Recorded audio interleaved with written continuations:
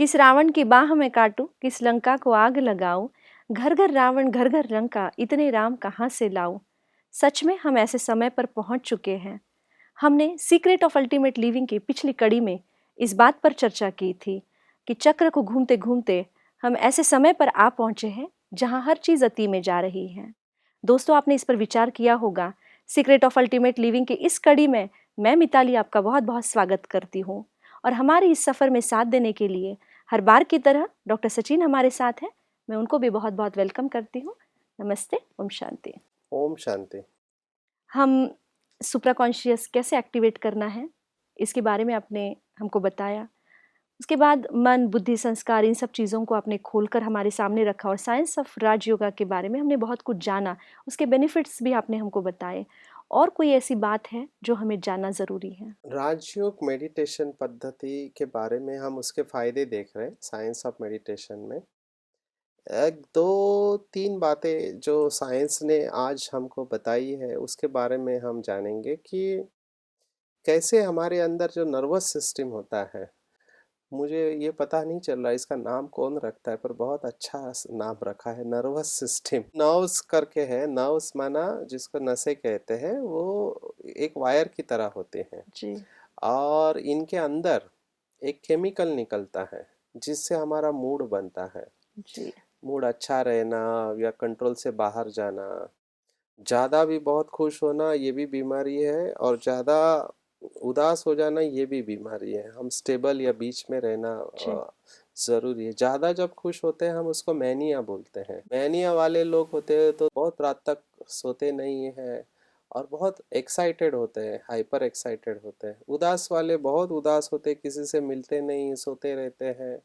तो दोनों ठीक नहीं, हमको बीच में रहना चाहिए, रियलिस्टिक स्टेज में। तो ये नर्व्स के अंदर जो केमिकल निकलते हैं उससे हमारा ये मूड बनता है, ऐसे वर्तमान समय का एलोपैथी साइंस कहता है। एक आम व्यक्ति स्वस्थ होता है, उसके ब्रेन के अंदर ये जो नसें होती है 1 बिलियन न्यूरॉन होते हैं। तो दो न्यूरॉन जहाँ पर मिलते हैं उस जंक्शन को, है ना, उसको साइनेप्स बोलते हैं। वहां पे ये केमिकल निकलते हैं और उसके वजह से हमारा मूड बनता है या जी। हमारी मानसिक अवस्था बनती है। जी। आज हमको ये पता चला है कि जब इसके अंदर असंतुलन होता है तब बीमारी आती है उसको, फिर वो डिप्रेशन कहो या मैनिया कहो, दोनों बीमारी आती है। आजकल बाइपोलर डिसऑर्डर नाम की बीमारी है जिसमें उसकी अवस्था कभी खुशी तो कभी गम वाले होते हैं, इसलिए जी। आजकल मूवी भी ऐसे निकलते हैं, कभी खुशी कभी गम। ये होता है हमारे ब्रेन के अंदर जो रासायनिक पदार्थ है उसको केमिकल या न्यूरोट्रांसमीटर कहते हैं, उनका असंतुलन। मुझे यहाँ पर एक बात याद आती है कि पहले के ऋषि मुनि जो साधना करते थे वो कहते हैं कि हम ध्यान में हम अमृत का प्राशन करते हैं, ऐसा शब्द आता है। जी। और कुछ योगियों से मैंने बात की जो हठयोग का अभ्यास करते हैं, तो उन्होंने भी कहा कि हम अमृत हमारे शरीर के अंदर निकलता है, ऐसे हमको फीलिंग आती है। जी। अभी अमृत माना क्या, एक लिक्विड है जो कि हमने पहले भी देखा कि जो लोग योगी होते हैं उनका बायोलॉजिकल एज माना उनके हम जीन्स जो साथ वाले हैं उनसे वो नॉर्मल कम लोगों उम्र से के कम दिखाई देता है। समझो किसी का शरीर की उम्र 50 है लेकिन वो योग के वजह से वो यंग दिखाई देते हैं। इसका कारण होता है उनके शरीर में एक केमिकल निकलता है जिसका नाम हमने देखा डिहाइड्रो एपिएंड्रोस्टेरॉन, जी। डीएचई है। इसके साथ में जब वो डीप स्टेज ऑफ मेडिटेशन में जाते हैं, जो हमने देखा है सुप्रा कॉन्शियस या फिर हमारे अनादि संस्कार या जिसको राजयोग में हम बीज रूप अवस्था कहते हैं, अशरीरी अवस्था, उसमें वो अत्यधिक आनंद की अवस्था होती है। देखो, एक है अत्यधिक आनंद की अवस्था जिसमें आप बहुत हाइपर एक्साइटेड है, आप सोते नहीं है, वो नॉर्मल नहीं है। ये आनंद की अवस्था ऐसी है जिसमें आप भी आनंद में रहते हैं और जो भी आपके ऑरा में आता है वो भी खुश हो जाता है। जी। मुझे यहाँ पर एक बात याद आ रही है, हमारी मुख्य प्रशासिका दादी जानकी एक बार साइंटिस्ट से मिल रहे थे। तो साइंटिस्ट पहले से आकर बैठे थे और दादी शायद मेडिटेशन में थे और आए। जैसे ही दादी आए, चूंकि वो साइंटिस्ट थे और वो भी एकांत में रहते, अपनी गहराई में जाते, जैसे ही दादी आए तो उन्होंने एक वातावरण में फर्क अनुभव किया और फिर जी। उन्होंने दादी से पूछा कि दादी ऐसा क्या हुआ, आपके आने से ही हम खुशी का अनुभव कर रहे हैं। पावरफुल ऑरा रहता है योगियों का जो डीप मेडिटेटर्स है। आप सबको पता है कि दादी को विदेशों में डेल्टा वुमन कहते हैं। अच्छा। दादी के ऊपर संशोधन हुआ है अमेरिका में, ऑस्ट्रेलिया में, कि दादी का जो ब्रेन वेव्स है वो डेल्टा स्टेज में दादी रहती है बहुत काल तक। इसलिए उनको एक अवार्ड मिला है जिसका नाम है one of the most stable mind in the world. क्योंकि डेल्टा स्टेज केवल हम डीप स्लीप में जाते हैं, गहरी नींद में होते हैं, उस समय हम पूरे 24 घंटे में रात को 15 से 20 मिनट डेल्टा स्टेज में जाते हैं, लेकिन दादी बहुत लंबे समय तक डेल्टा स्टेज में रहती है। तो पहले तो साइंटिस्ट को लगा कि शायद उनकी मशीन में खराबी है क्योंकि ऐसा अभी तक किसी ने नहीं दिखाया था। लेकिन जब उन्होंने कंट्रोल ग्रुप से मशीन को चेक किया तो देखा कि नहीं, बराबर है मशीन, ये दादी का योग का कमाल है। तो उनको 2 अवार्ड मिले, एक most stable mind in the world और दूसरा उनको मिला वुमन विद परफेक्ट रिदम। ओहो। इसलिए दादी को विदेशों में दादी कहते हैं या उनको डेल्टा वुमन कहते हैं। तो ये जो अवस्था है ये बहुत आनंद स्वरूप की अवस्था है। ये कब होता है कि जब वो बीज रूप अवस्था में शरीर के भान से बिल्कुल परे चले जाते हैं, एकदम बॉडीलेस, आपका शरीर है ही नहीं ऐसे आपको लगता है। और ये अवस्था अमृत वेला सुबह 2 से 5 के बीच में, या तो आपका बहुत काल का अभ्यास है तब आप उस अवस्था में रहते हैं। और उस अवस्था में हमारे मस्तिष्क में ऐसे रासायनिक पदार्थ निकलते हैं जिनको पहले के ऋषि मुनि अमृत कहते थे, आज के जो डॉक्टर साइंटिस्ट है है। उनको न्यूरोकेमिकल्स कहते हैं या न्यूरो हार्मोन्स कहते हैं या न्यूरो ट्रांसमीटर्स कहते हैं। जी। है वो रासायनिक पदार्थ और उसको मेजर किया गया है। और ये भी देखा गया कि जो लोग उदास होते हैं उनके अंदर ये केमिकल कम होते हैं। अच्छा। हाँ, फॉर एग्जाम्पल सीरोटोनिन नाम का एक केमिकल है। हम्म। ये सीरोटोनिन नाम का केमिकल जो डिप्रेशन वाले मरीज है उनमें बहुत कम निकलता है। तो जी। उनको ऐसी दवा दी जाती है जिससे कि सीरोटोनिन की मात्रा बढ़ सकती है। और जी। जैसे सीरोटोनिन की मात्रा बढ़ती है तो उनका मूड फिर से ठीक हो जाता है। जी। तो ये सीरोटोनिन या ऐसे दूसरे जो केमिकल्स है इनको कहा जाता है हैप्पी केमिकल्स, अच्छा, हैप्पी माना केमिकल्स। खुशी के केमिकल। तो खुशी के केमिकल्स हमारे अंदर मेडिटेशन करने से निकलते हैं, है ना। अच्छा, मतलब ये बहुत बड़ा बेनिफिट आज आपने हाँ एक और बताया हमको हाँ कि क्या-क्या राजयोग के बेनिफिट्स हैं। इसमें और एक ऐड अप हो गया हाँ कि कैसे केमिकल्स निकलते हैं, हाँ, जिसको आज की लैंग्वेज में साइंटिस्ट उसको न्यूरोट्रांसमीटर न्यूरोट्रांसमीटर कहते हैं कहते हैं, और ऋषि मुनि उसको अमृत कहते थे। अमृत कहते थे। बात वही है। बात वही है, ये जी। केमिकल है, रस है जो हमारे ब्लड के अंदर होता है। मैं ये क्यों कह रहा हूँ, क्योंकि हमने जो रिसर्च किया माउंट आबू में, उसमें हम जो हमारे पेशेंट आते थे उनका हम जैसे गुस्सा नापते थे उनके खुशी के लेवल भी नापते थे और उनका ब्लड हम टेस्ट करते थे। उस ब्लड के अंदर हम ये जैसे गुस्से के हार्मोन्स भी चेक करते थे, जो स्ट्रेस वाले केमिकल है जैसे कॉर्टिसोल है, एड्रेनालिन है, उसके साथ में हम ये खुशी के हार्मोन जैसे मेलाटोनिन है, डिहाइड्रोएपिएंडोस्टेरॉन है, तो ये केमिकल हमने देखा कि उनकी मात्रा बढ़ रही है। इसका मतलब राजयोग मेडिटेशन से आपकी खुशी बढ़ती है ना। जी। ये सबसे बड़ा फायदा मुझे लगता है 21वीं शताब्दी में हम सबको बहुत जरूरी है। बहुत ज़रूरी है, मतलब खुशी के लिए ही हम भटक रहे हैं, हाँ खुशी ही हर पल हम ढूँढ रहे हैं हाँ और अगर वो हमको मिल जाए, इतना बैठने से और इतना अच्छा हमको रास्ता तो मिल ही गया है, हाँ। क्लैरिटी तो मिल ही चुकी है, मंजिल भी पता है, बस वो करना है। और आपको क्रिएट करना है खुशी, खुशी के लिए आपको डिपेंडेंट होने की जरूरत हाँ, नहीं ये है। बहुत इम्पोर्टेंट बात बताई आपने हाँ। कि अभी तक हमारी डिपेंडेंसी है, ये होगा तो मैं खुश, ये है तो खुश, ये चीज़ आएगी तो मैं खुश, लेकिन यस, वो डिपेंडेंसी अभी खत्म होगी हमारी अगर धीरे। आप ये क्रिएट करेंगे, आपको क्रिएट करना पड़ेगा, ठीक है ना। कई बार हम क्या कहते हैं कि ये परिस्थिति आई ना इसलिए मैं दुखी हुआ या इसने ऐसा जी। बोला इसलिए। No, you are the creator of your destiny. हुँ। आप क्रिएटर है। आपका हर विचार आपके मस्तिष्क के अंदर कुछ चेंजेस ला रहा है। तो कौन से विचार करने से क्या होता है, अगर आप टेंशन के विचार करोगे तो वैसे केमिकल निकलेंगे। ये हम बहुत बार सुने हैं कि हम क्रिएटर हैं, है ना? हम खुद क्रिएटर हैं। लेकिन ये बिलीफ इतना डीप चला गया है कि आपने मेरा इंसल्ट किया, मैं कैसे अच्छा सोच सकती हूँ? आप सिंपल सोचिए, मैंने अगर आपको कुछ बोला, तो आपकी शायद स्टेज अच्छी है योग की, तो आप इमीडिएटली अच्छा सोच सकेंगे। इसको कोरिलेट करना इट इज़ बिट डिफिकल्ट। जब कोई व्यक्ति आपको कुछ बोलता है ना, वो अपना मत प्रदर्शित कर रहा है। अच्छा। It is not final judgement नहीं है वो। जब वो कहता है ना तो उसको ये कहना होता है कि मुझे लगता है कि आप ऐसे हैं। अच्छा। समझ रहे हैं ना। जी। उसने तो बोल दिया, उसकी जो स्टेज है, ये बात बेसिक आप समझ लो, हर एक की हम सब की अवेयरनेस एंड अंडरस्टैंडिंग सबकी अलग अलग है, हम ओके। सबकी लेवल्स ऑफ कॉन्शियसनेस अलग अलग है। जी। तो उस व्यक्ति की उस समय जो current level of understanding awareness थी, उस लेवल पर आके उसने वो शब्द बोले। अच्छा, उसने वो शब्द बोले, उसके बाद मैं क्या करता हूँ वो मेरे हाथ में है। आप समझ रहे हैं? जी। तो मैं क्या करता हूँ, उसी शब्द को एक्सेप्ट कर लेता है, इसने ऐसा बोला, मैं ऐसा हूँ। अभी होता क्या है, मेरी एक इमेज बनी हुई है मेरे माइंड के अंदर, और वो इमेज बहुत अच्छी है, और ये व्यक्ति क्या करता है, उस इमेज से मुझे नीचे लेके आता है। जी। तो मुझे क्या लगता है, उसके इस बोल से मेरा महत्व कम हो चुका है, जी। लेकिन किसी के कहने से वैसा मैं नहीं बनता ना। इसीलिए जब कोई शब्द कुछ उच्चारता है, उसके बाद आप क्या सोचते हो उसके ऊपर है, और ये सोचना आपके हाथ में है। दो बातें हो सकती है, एक आपने उसने जो कहा एक्सेप्ट कर लिया कि आप बुरे इंसान है, तो आप दुखी हो जाएंगे। दूसरा ऑप्शन ये है कि उसने कहा ओके, इसने जो कहा उसमें सच कितना है, इज जी। इट 30% जी। 40%? हो सकता है मेरी कोई गलती हुई हो। अगर आपको लगता है आपकी गलती हो, ऑन द स्पॉट आप बोलो, देखो मैं सीख रहा हूँ, मैं पुरुषार्थी हूँ, मेरे से गलती हो गई, मैं अगली बार अटेंशन रखूंगा, फुल स्टॉप, एंड जी। हियर। और अगर उसने जो बोला उसमें आपको कोई सत्य नहीं दिखाई देता है, तो ठीक है ना, अच्छा है, आपको पता है कि आप नहीं है, बेचारा दुखी होगा, है ना, भगवान इसको शांति की शक्ति जी। देना। जी। ये तीन रिस्पॉन्स है, ये मेरे हाथ में है कि मैं क्या सोचता हूँ। इसके बहुत। लिए मेरी बुद्धि स्थिर चाहिए। अगर मैं राजयोग का अभ्यास करता हूँ तो मेरे ऊपर इसका प्रभाव पड़ने के चांसेस बहुत कम है।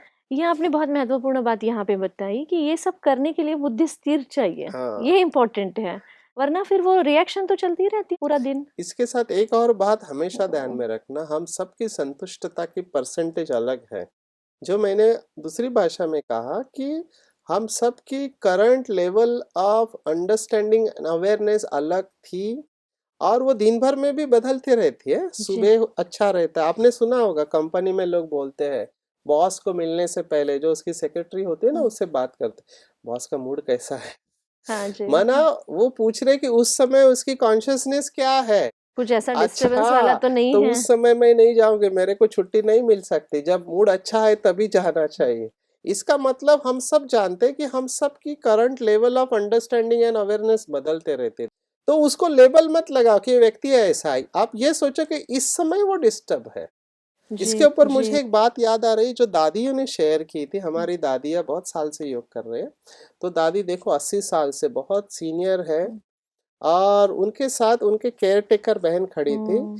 एक ऐसी कोई बहन आई जो उनके अंडर सेवा देने हम्म। वाली थी, और आते ही उन्होंने दादी को बहुत कुछ कहा जो नहीं कहना चाहिए। जी। देखो दादी हमारी सीनियर है, इतने सालों से तपस्या की है, और बहुत कुछ बोलते गए, और जब गुस्सा आता है ना, उस समय हमारे बुद्धि का नाश हो जाता है, बुद्धि क्या कह रहे हमको पता नहीं चलता है।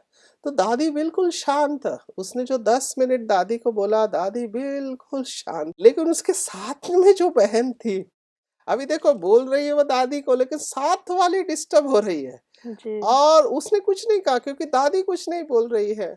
तो वो बहन जो बोलना था गुस्से में बोल के चली गई। अभी बाजू वाली बहन ने दादी जी को कहा, दादी सुना क्या कहा आपको?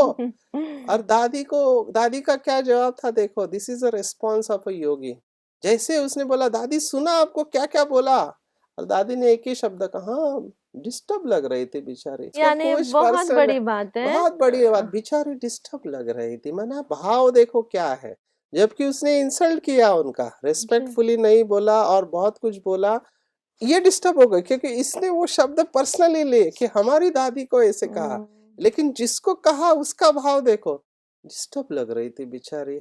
हाँ बहुत कि ऊंची प्रैक्टिस है, बहुत हाँ, ऊंची स्टेज है, ये स्टेज तक पहुंचना। आ सकते हैं, मैं यही कहता हूँ, विद हम्म। प्रैक्टिस ये स्टेज आ सकती है। वो कब आ सकती है, जब हमारे बिलीफ में हो कि हम सबके लेवल ऑफ अवेयरनेस पावर अलग अलग है, सब एक लेवल पे नहीं है। ओके। और कोई भी व्यक्ति लगातार अच्छी अवस्था में नहीं रह सकता है। हो सकता है उसको कुछ इश्यू हो, और वो फाइट कर रहे हो उस परिस्थिति के साथ में, तो उसके जीवन में ऐसा हो सकता है। हम यही कहना जी। चाहते हैं कि जितना समय आप ये मेडिटेशन का अभ्यास करेंगे, राजयोग का, परमात्मा के साथ जोड़ेंगे, हम्म। तो उतना वो केमिकल्स आपके अंदर निकलेंगे। आपने वही बात बता रहे थे कि जब हम नेगेटिव होते हैं तो वो नेगेटिव केमिकल्स बाहर निकलते हैं।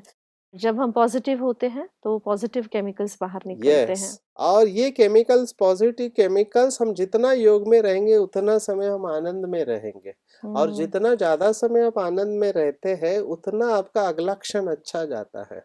हाँ। मेडिटेशन इज नॉट समथिंग कि घर बार छोड़ के, हमने पहले भी देखा, आप जहां पर भी है, ऑफिस में बैठे, बस में बैठे, ट्रैवल कर रहे हैं, आप निरंतर उसको क्रिएट कर सकते हैं। Meditation is about creating your life. जी। आप क्या कर रहे हैं? आप क्रिएट कर रहे हैं थॉट कि मैं आत्मा हूँ, शरीर से भिन्न हूँ और परमात्मा की संतान हूँ। शिव बाबा आनंद का सागर है, मैं उसकी संतान, मास्टर आनंद के सागर हूँ। जी। ये आप चिंतन आप कर रहे हैं। तो जैसा आप चिंतन कर रहे हैं वैसे आपके शरीर के अंदर वो केमिकल रिलीज होंगे, और जितना आप ये चिंतन ज्यादा करेंगे उतना आपकी अवस्था स्टेबल रहेगी, ऐसा हमारा अनुभव। बहुत तो ये सुंदर। बेनिफिट है मेडिटेशन का। बहुत सुंदर। मतलब कई बेनिफिट्स आपने बताए, ये भी बहुत ही सुंदर बेनिफिट है, कई दर्शकों को पता नहीं होगा और डेफिनेटली इसका फ़ायदा हम सबके खुशी जीवन के में आएगा। केमिकल्स, खुशी खुशी के के केमिकल्स केमिकल्स। हम खुद तैयार करें। जी, जी। आप एक बात बता रहे थे कि जैसे हम मेडिटेशन में बैठते हैं और वो कई लोग ऐसा समझते हैं कि अगर हम मेडिटेशन में बैठते हैं और अगर कुछ डिस्टर्बेंस आ जाता है, तो क्या उसका कुछ प्रभाव तुरंत इमीडिएट कुछ पड़ता है? नहीं पड़ता है उसका, जी। है ना? आपको प्रैक्टिस की बात है ये। कई कई बार जैसे हम मेडिटेशन में बैठे हैं ना, मच्छर काटते हैं, तो मैं उस अवस्था में हूँ, मुझे पता भी चल रहा है कि मच्छर काट रहा है, हुँ। मैं उसको उड़ा भी रहा हूँ, बट मैं उससे डिस्टर्ब नहीं हो रहा हूँ। आप उससे एक्नॉलेज करके उससे फिर से डिटैच हो जाएंगे, क्योंकि ऐसा दुनिया है। में बहुत लोगों के ऐसे बिलीफ है, शायद आपने भी सुना होगा, अलग-अलग प्रकार के मेडिटेशन करते हैं तो कहते हैं मेडिटेशन में अगर बहुत चले जाएँगे आप और अगर डिस्टर्बेंस हो गया तो उसका उल्टा इफ़ेक्ट होता है। नहीं, ऐसा यहाँ राजयोग में कुछ नहीं होता वो है। बहुत इम्पोर्टेंट है ठीक है, जानना। ऐसा कुछ नहीं होता है। उल्टा आप बिल्कुल अवेयरनेस में, क्यों नहीं होता है? क्योंकि राजयोग आँख बंद करके नहीं करते। अच्छा। Rajyoga meditation is eyes open meditation. हुँ। राजयोग एक कर्म योग है। हम किसी को जंगल में जाने को नहीं कहते, घर-बार छोड़ने को नहीं कहते।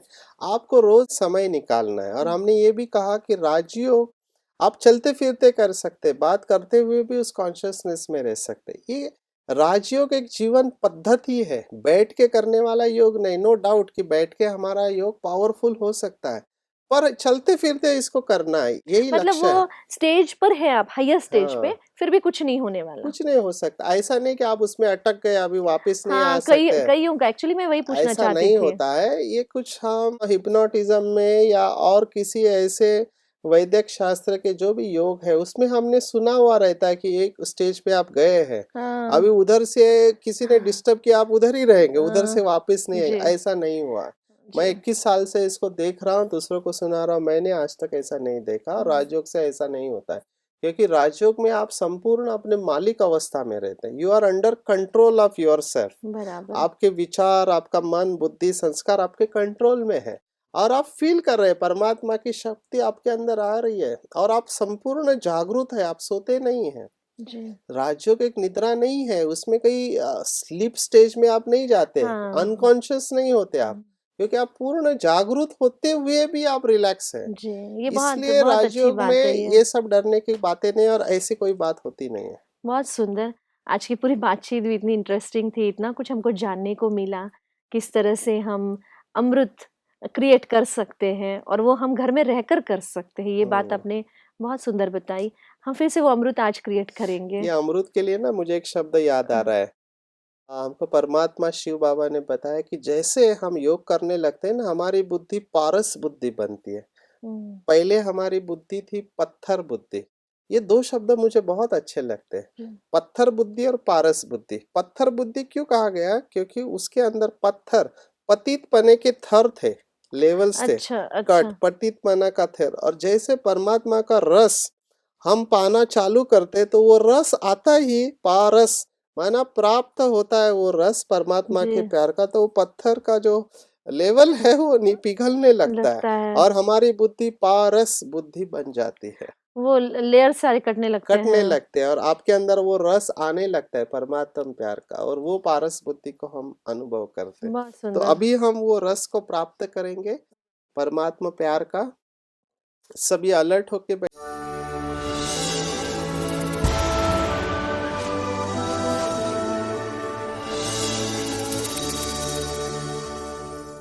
किस रावण की बाह में काटूँ, किस लंका को आग लगाऊँ, घर घर रावण घर घर लंका, इतने राम कहाँ से लाऊं।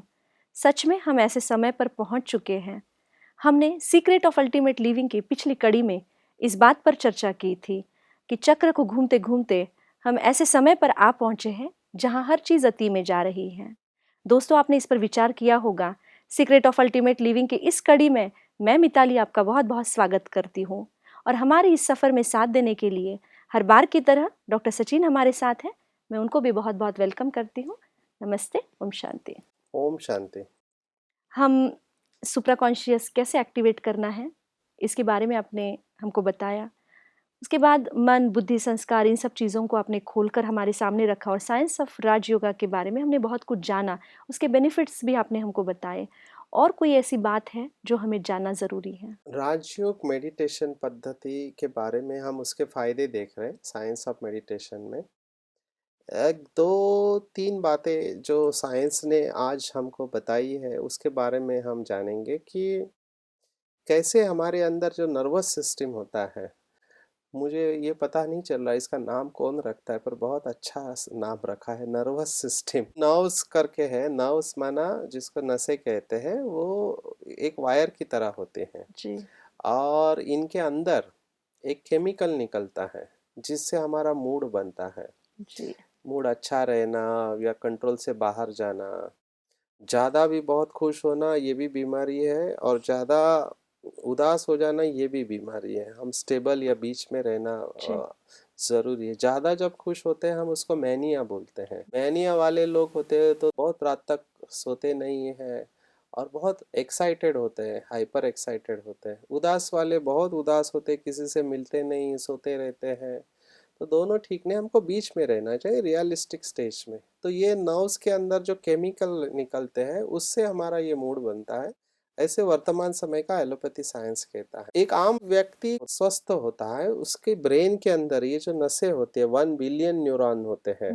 तो दो न्यूरॉन जहाँ पर मिलते हैं उस जंक्शन को, है ना, उसको साइनेप्स बोलते हैं। वहां पे ये केमिकल निकलते हैं और उसके वजह से हमारा मूड बनता है या जी। हमारी मानसिक अवस्था बनती है। जी। आज हमको ये पता चला है कि जब इसके अंदर असंतुलन होता है तब बीमारी आती है उसको, फिर वो डिप्रेशन कहो या मैनिया कहो, दोनों बीमारी आती है। आजकल बाइपोलर डिसऑर्डर नाम की बीमारी है जिसमें उसकी अवस्था कभी खुशी तो कभी गम वाले होते हैं, इसलिए जी। आजकल मूवी भी ऐसे निकलते हैं, कभी खुशी कभी गम। ये होता है हमारे ब्रेन के अंदर जो रासायनिक पदार्थ है उसको केमिकल या न्यूरोट्रांसमीटर कहते हैं, उनका असंतुलन। मुझे यहाँ पर एक बात याद आती है कि पहले के ऋषि मुनि जो साधना करते थे वो कहते हैं कि हम ध्यान में हम अमृत का प्राशन करते हैं, ऐसा शब्द आता है। जी। और कुछ योगियों से मैंने बात की जो हठ योग का अभ्यास करते हैं, तो उन्होंने भी कहा कि हम अमृत हमारे शरीर के अंदर निकलता है, ऐसे हमको फीलिंग आती है। जी। अब ये अमृत माना क्या, एक लिक्विड है जो कि हमने पहले भी देखा कि जो लोग योगी होते हैं उनका बायोलॉजिकल एज माना उनके हम जीन्स जो साथ वाले हैं उनसे वो कम दिखाई, नॉर्मल कम लोगों उम्र से के कम दिखाई देता है। समझो किसी का शरीर की उम्र 50 है लेकिन वो योग के वजह से वो यंग दिखाई देते हैं। इसका कारण होता है उनके शरीर में एक केमिकल निकलता है जिसका नाम हमने देखा डिहाइड्रो एपिएंड्रोस्टेरॉन, जी। DHEA। इसके साथ में जब वो डीप स्टेज ऑफ मेडिटेशन में जाते हैं, जो हमने देखा है सुप्रा कॉन्शियस या फिर हमारे अनादि संस्कार या जिसको राजयोग में हम बीज रूप अवस्था कहते हैं, अशरीरी अवस्था, उसमें वो अत्यधिक आनंद की अवस्था होती है। देखो, एक है अत्यधिक आनंद की अवस्था जिसमें आप बहुत हाइपर एक्साइटेड है, आप सोते नहीं है, वो नॉर्मल नहीं है। ये आनंद की अवस्था ऐसी है जिसमें आप भी आनंद में रहते हैं और जो भी आपके ऑरा में आता है वो भी खुश हो जाता है। जी। मुझे यहाँ पर एक बात याद आ रही है, हमारी मुख्य प्रशासिका दादी जानकी एक बार साइंटिस्ट से मिल रहे थे। तो साइंटिस्ट पहले से आकर बैठे थे और दादी शायद मेडिटेशन में थे और आए। जैसे ही दादी आए, चूंकि वो साइंटिस्ट थे और वो भी एकांत में रहते, अपनी गहराई में जाते, जैसे ही दादी आए तो उन्होंने एक वातावरण में फर्क अनुभव किया और फिर जी। उन्होंने दादी से पूछा कि दादी ऐसा क्या हुआ, आपके आने से ही हम खुशी का अनुभव कर रहे हैं। पावरफुल ऑरा रहता है योगियों का जो डीप मेडिटेटर्स है। आप सबको पता है कि दादी को विदेशों में डेल्टा वुमन कहते हैं। अच्छा। दादी के ऊपर संशोधन हुआ है अमेरिका में, ऑस्ट्रेलिया में, कि दादी का जो ब्रेन वेव्स है वो डेल्टा स्टेज में दादी रहती है बहुत काल तक। इसलिए उनको एक अवार्ड मिला है जिसका नाम है one of the most stable mind in the world. क्योंकि डेल्टा स्टेज केवल हम डीप स्लीप में जाते हैं, गहरी नींद में होते हैं, उस समय हम पूरे 24 घंटे में रात को 15 से 20 मिनट डेल्टा स्टेज में जाते हैं, लेकिन दादी बहुत लंबे समय तक डेल्टा स्टेज में रहती है। तो पहले तो साइंटिस्ट को लगा कि शायद उनकी मशीन में खराबी है क्योंकि ऐसा अभी तक किसी ने नहीं दिखाया था। लेकिन जब उन्होंने कंट्रोल ग्रुप से मशीन को चेक किया तो देखा कि नहीं, बराबर है मशीन, ये दादी का योग का कमाल है। तो उनको 2 अवार्ड मिले, एक most stable mind in the world और दूसरा उनको मिला वुमन विद परफेक्ट रिदम। ओहो! इसलिए दादी को विदेशों में दादी कहते हैं या उनको डेल्टा वुमन कहते हैं। तो ये जो अवस्था है ये बहुत आनंद स्वरूप की अवस्था है। ये कब होता है कि जब वो बीज रूप अवस्था में